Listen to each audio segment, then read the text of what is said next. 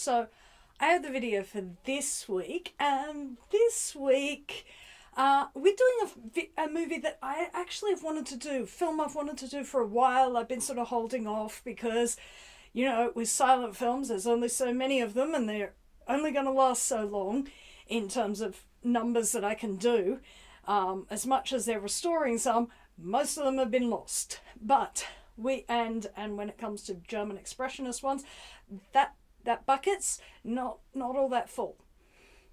But we are doing today a Conrad Veidt film, like Conrad Veidt, The Student of Prague from 1926.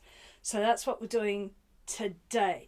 Now, if you want to support us, before we get to our film, if you want to support us, you can support us by going to our shop on our website, where we have books and writing services, and we have just put up a second-hand bookshop, which is only going to last as long as I have books that I want to be getting rid of. Okay, I haven't put everything up all at once. They'll go up slowly over time. If you also check out our Redbubble shop, where we have over 100 designs, so you can support us that way. If you want to support us and you don't want to spend any money, totally fine. Like, subscribe, comment, and share. So you can even hype apparently now. So our movie, The Student of Prague.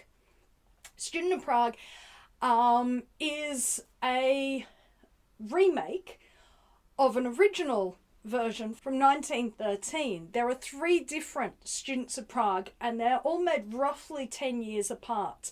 So there's the 1913 one, which is the original story. It is an original story based on a couple of different sources, but it is an original story. There is the 1926 version, which is what we're going to be talking about. And then there is another one that was made in 1936 because the Nazis didn't like the 1926 one. Wonder why? So we're going to be talking about the 1926. So same year as the General. And Battling Butler. So I have talked about the General, I haven't talked about Battling Butler. And it's 100 years old this year. So, Student of Prague. 1926 version of The Student of Prague is somewhat thematically different to the 1913 version. Not really narratively different, but there's a certain thematic quality to it that is different, and then again, different again for the 1936. So there is that. So the Student of Prague is a university student. It starts out with all the students being around, and they're drinking and singing and doing all that sort of stuff, and the student in question is sort of alone and kind of miserable. He's a great fencer, and he belongs to a fencing club, but he's poor. And while he's at the pub where they end up, the students are all, several different people are watching different people, which becomes interesting. There is the Student of Prague notices a rich lady who has come off her horse. She's got separated from a hunt. He notices her. The barmaid or the flower seller notices him. And another figure, a man who we come to know as Schiaparelli, notices the student and his sudden desire for wealth because of his poverty, but also because he's just seen this rich lady that he's suddenly fallen in love with. So the student, he attempts to, be noticed by the rich lady, but it doesn't go well. She has a wealthy fiance. The poor little flower girl likewise tries to get noticed by the student. She does go into his house and start cleaning, which is kind of creepy, but she gets thrown out pretty quick. Smart, which she kind of deserves. I mean, you can't go into someone's rooms and then, just clean. That's a bit Sheldon Cooper. But anyway. So she gets sort of short shrift from him. And when he's back in his rooms, he's miserable because, he's not able to woo this great lady. But a stranger comes. Now, Schiaparelli has been watching all of this. He's a very malevolent figure, and he is clearly supernatural. And we discover how supernatural he is when he comes and visits the Student of Prague. This is another Faust story. And he offers the student a fortune in gold for anything in his room.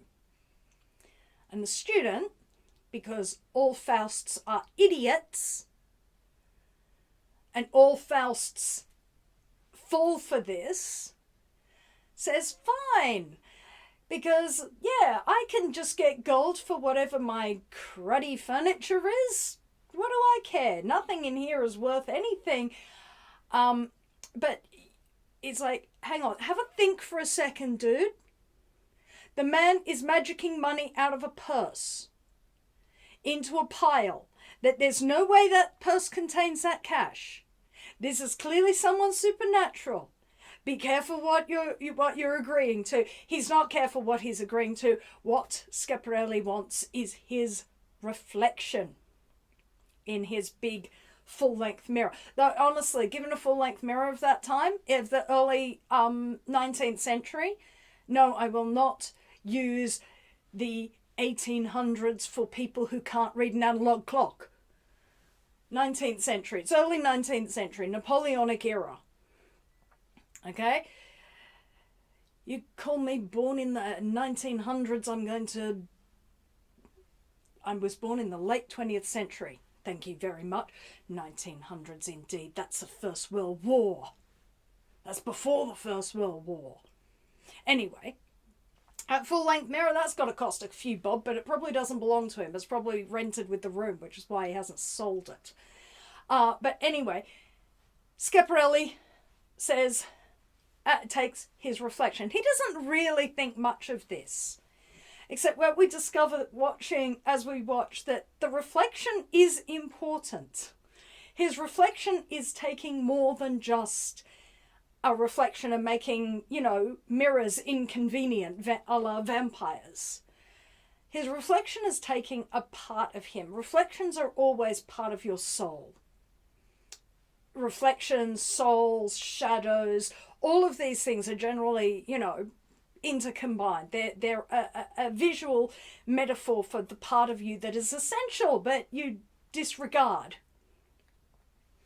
So, newly wealthy, the student goes into society, woos the lady, seduces her. But that reflection is not passive. That reflection sends a note to the fiancé.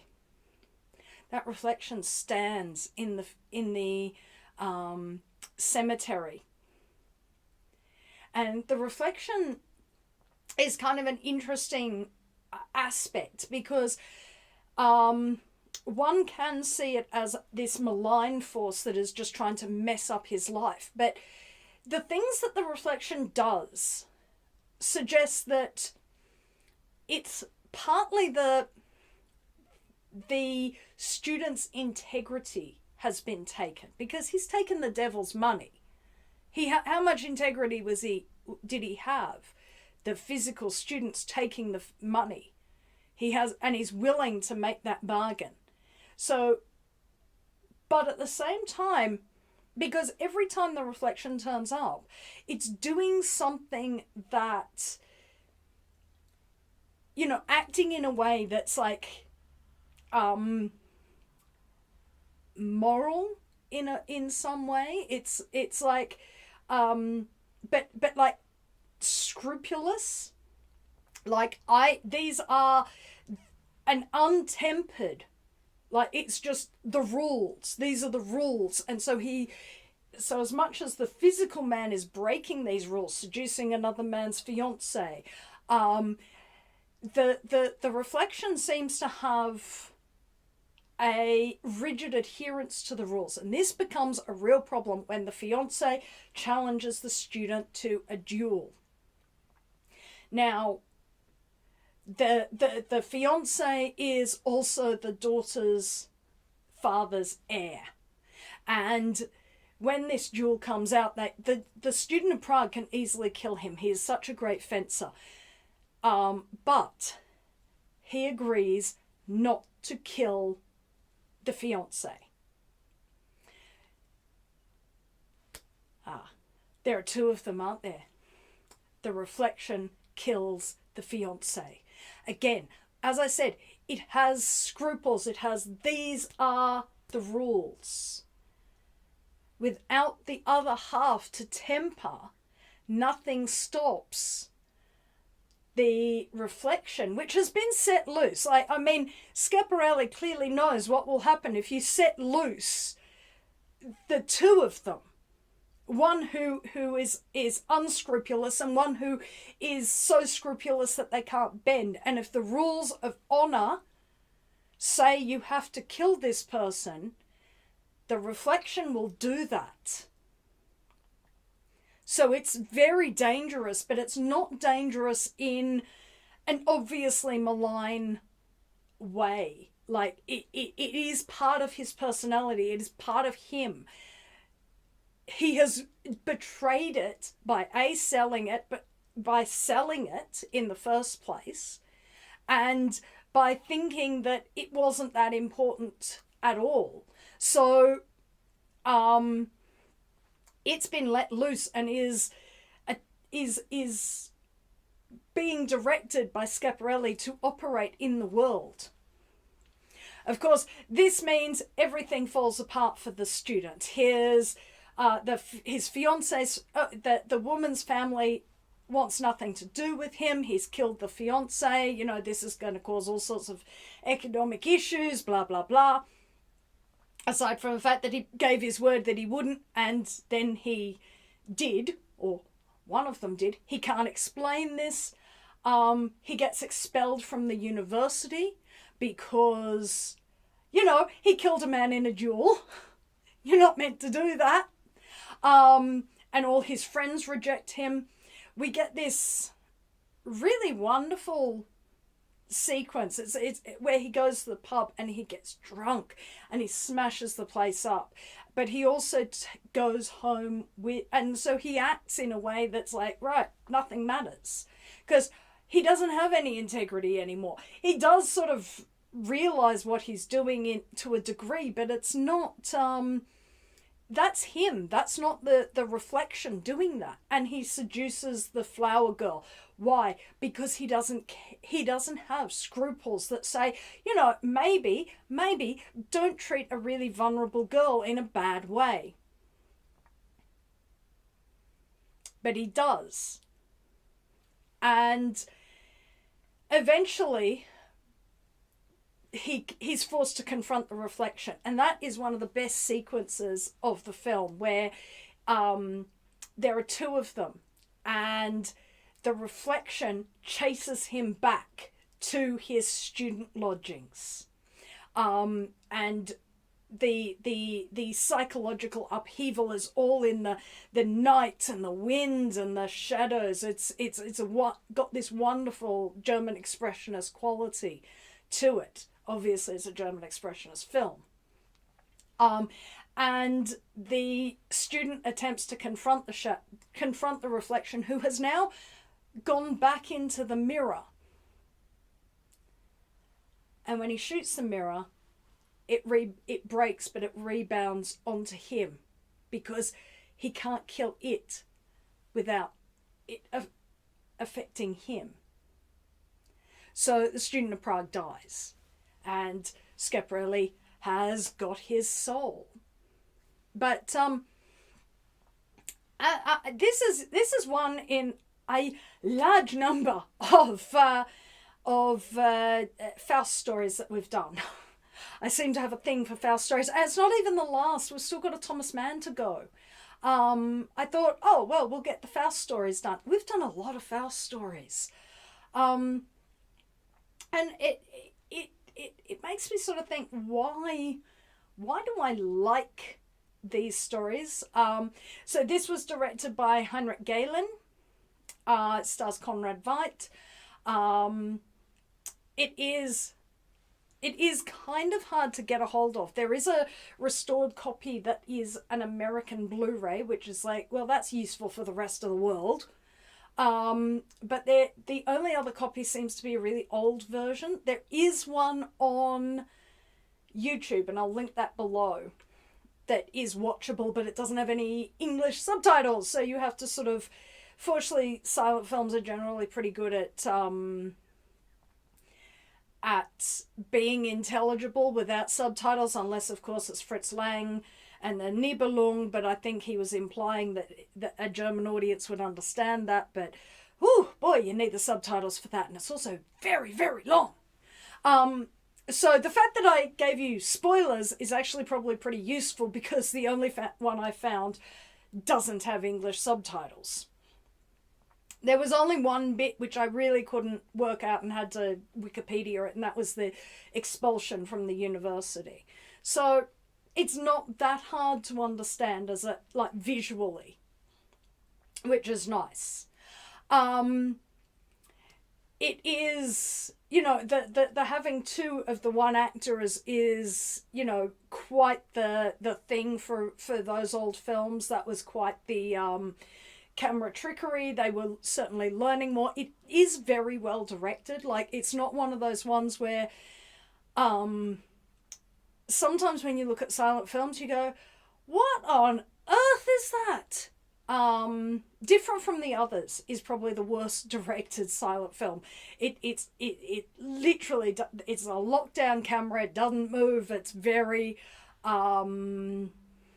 you know, from a cinematic perspective, one of the biggest issues with coming from Buster Keaton for silent film is Buster Keaton is such a dynamic filmmaker and such an amazing filmmaker, especially when the first thing you watch is The General,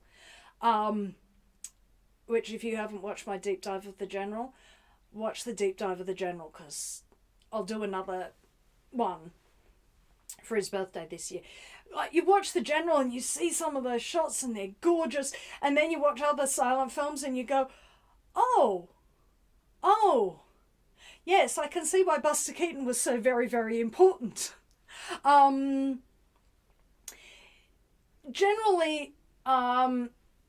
when you've got Conrad Veidt in the 20s, he's a big star. He gets big directors to work with. They're generally very good, interesting films. They're definitely visually interesting films. I mean, he's always great as an actor, even when he's in something subpar. He's far more watchable than anyone else on the screen. So this was a film that I've wanted to bring for a while. So it is very visually intelligible, which is the point. To get back to the point I was making. But I was just sort of thinking about why on earth I like Faust stories so much, and I think part of it is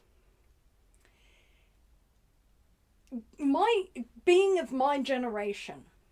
So I am either the youngest X or the eldest millennial. I think we are known as Zennials or Oregon Trail Oregon Trail generation, so the late 70s, the early 80s, we're the weird lot that don't quite fit into anything.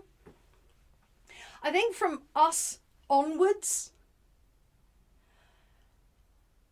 the world that we have entered feels a bit like we've inherited the world that somebody else made a Faustian bargain. They've messed everything up and we're dealing with the consequences. The world can feel a little bit like that from this perspective. That, you know, and also generally Faustian stories reflect on what would you give up? What compromises would you make for wealth or power? And what would that do to you? And is it worth it? And those stories are always relevant.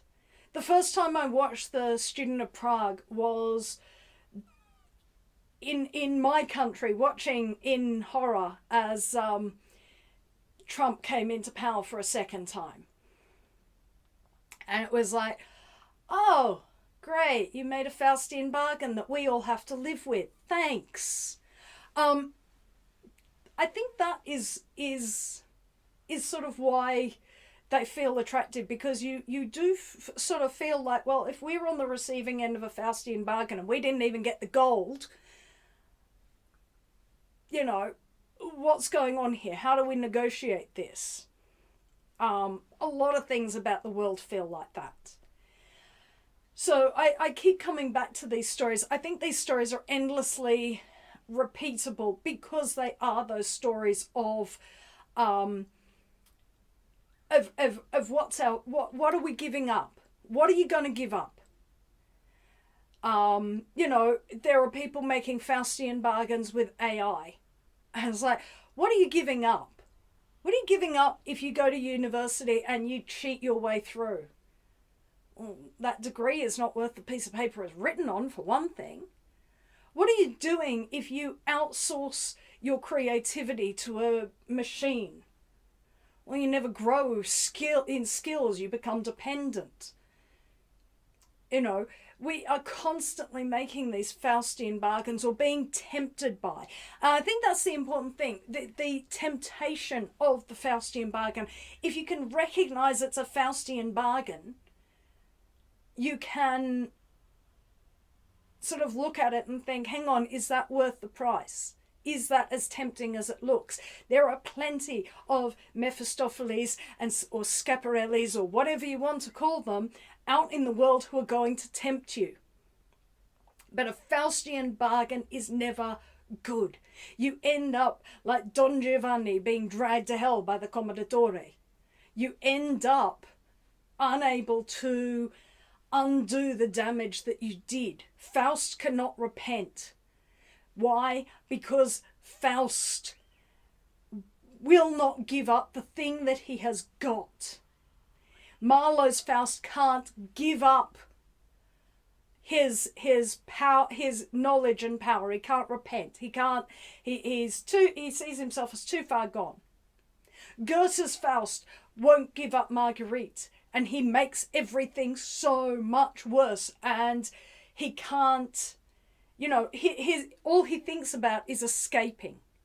Marguerite is the one who repents. Marguerite is the one who is assured salvation. Yes, she still is going to be executed, but she's not damned. Because Marguerite is tempted just as much as Faust. She just doesn't sign the contract. She doesn't realise that. But Marguerite is not the pure, innocent girl that Mephistopheles projects her as. She is seduced by Faust's casket of jewels. Anyone has got to know, this has got to come from something nefarious. This has got to have, you know, strings attached.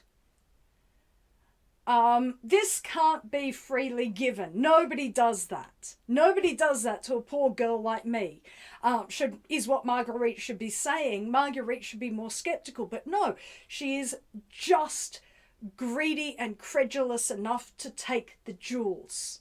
She is not innocent. And then not only does she take the jewels, she is then allows herself to be seduced. She allows herself to be deceitful. She allows herself to pull her, like for her brother to get pulled into this, for her mother to be killed, to kill her baby.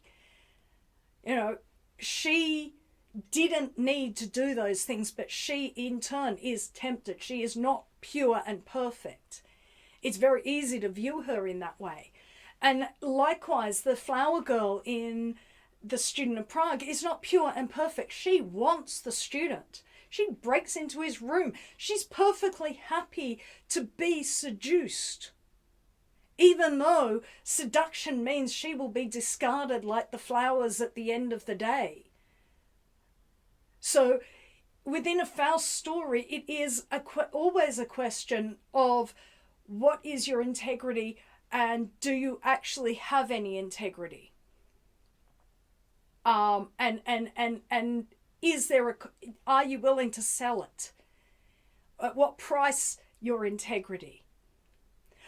So the rich woman, she less so than the flower girl is less tempted. She's not tempted by his money. She is tempted by him. But then she rejects him when he kills her fiancé after saying he wouldn't, because he has just said, I have no integrity.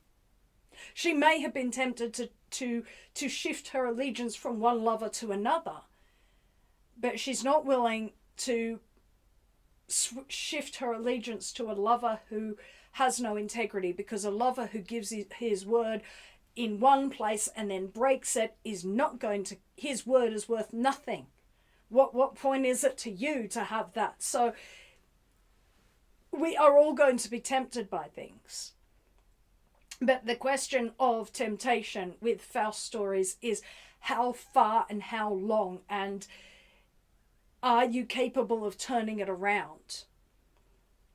So this story is a Faust story. It's also based on a Edgar Allan Poe story about a student who sells his reflection and ends up, you know, killing the reflection and thus himself. So it is sort of this amalgam story. The Faustian overtones in the 1920s very much are what, much like watching this at a time when it looks like, oh my goodness, what on earth have you done at a country, is, you know, less than 7 years from that film being made, the country will make a Faustian bargain. Conrad Veidt will become a refugee with his wife in England because he won't make that bargain. A lot of people did make that bargain. Other people will become refugees. Fritz Lang, Marlene Dietrich, Peter Lorre, Billy Wilder, all refuse that Faustian bargain. Some because they're Jewish, some because they just refuse to make that Faustian bargain. Conrad Veidt refused to make that Faustian bargain. Marlene Dietrich refused to make that Faustian bargain. So it is this perennially interesting story, and I think it's why it has been retold so many times, and it's why it remains fresh. You don't have to be called Faust. You don't have to sign the contract in that direct way. You don't have to have a direct Marguerite. And I think that the Thomas Mann will be quite a different version, a more abstract concept of Faust. So I think that will be our last Faust. So that will be one that Otterline brings. I don't even know how many Fausts we've done now. We've done films, we've done plays, we've done novels. Wow. Lots of them. It's only now that I'm realizing I kind of like this story. Anyway, I could bring you a couple of operas, but we don't want to really drag my huge opera collection into this. I don't think that'll have much of an audience. Anyway, that's all for me. Her Infernal Majesty will be here probably next week. She's read the play. It was a short play. We didn't really feel able to claws and horns today, so you got a film. So next week it'll be Her Infernal Majesty. And that's it. Another Faust. You'll be sick of Faust by the time we're finished with it. But anyway, that's it. I will see you again in the future. Auf Wiedersehen.